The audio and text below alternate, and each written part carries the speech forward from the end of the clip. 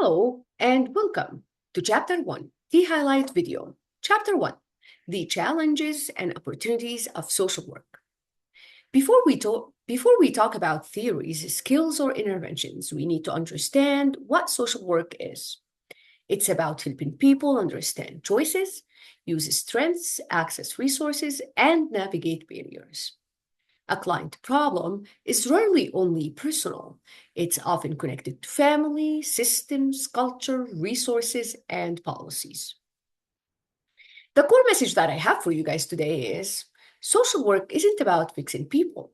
It's about understanding the person, the environment, and what support helps them move forward with dignity and self-determination. And that's literally what the entire mission is all about. So, what is the mission of social work? That's what we do. It's about well being, dignity, access, and support. That's our mission as clinicians, as social workers, is we do help or pay attention to the population with limited access to opportunity, and we provide the support needed.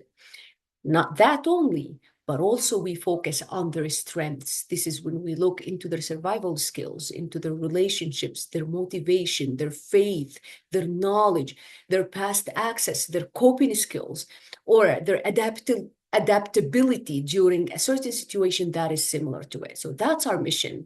What are our values as a social worker, like values that guide our work? What are the values that we should have as social workers being in that field? The first one is service, being available to anybody and everybody. Provide that support. Social justice, this is equality, this is advocating dignity and worth of the person, treat everyone with respect, importance of human relationship. We walk into our client's life, okay, as humans with our beliefs, with our biases. Please leave those at the door before you even walk into your clients.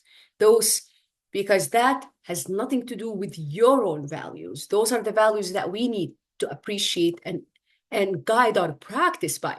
Integrity, be always truthful and honest. Competence, always learn more about your practice. That's with continuing education. Seek that knowledge. Do not limit yourself to just what's being taught here. Okay.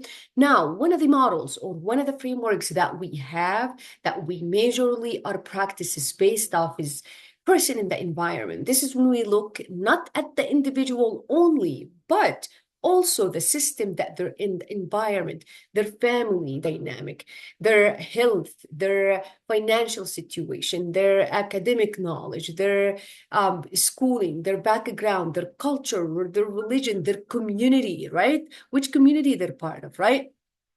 And that's why we practice on a micro level with individuals, meso level, which is groups, organization, communities, and macro level policies. And then we advocate for them.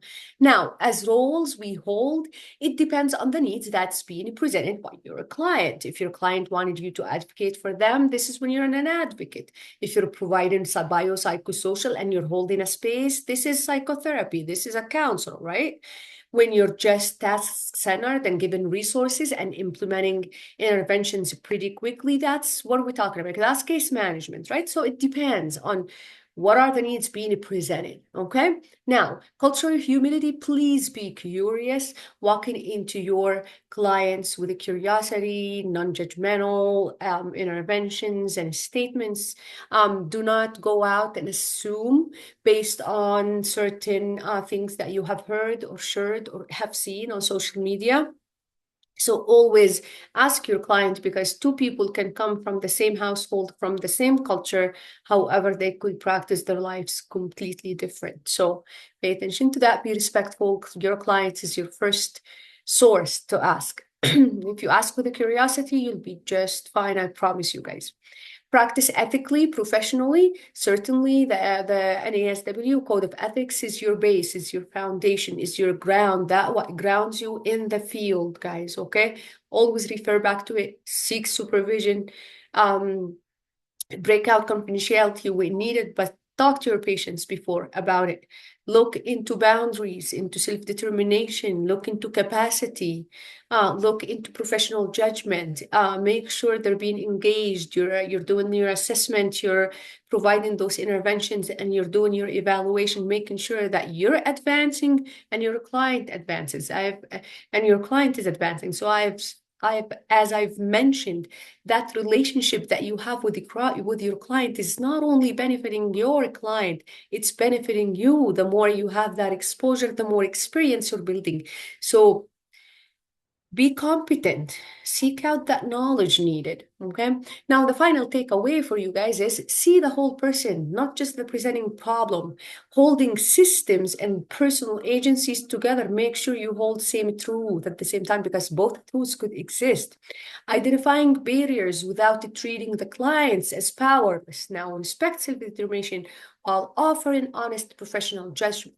Use self-awareness to notice your values, assumptions, emotions, and urge to rescue. Make sure you pay attention to that. Now, the question that I have for you guys is, which social work value feels most natural to you, and which one may challenge you when a client's choice or beliefs are different from your own, right?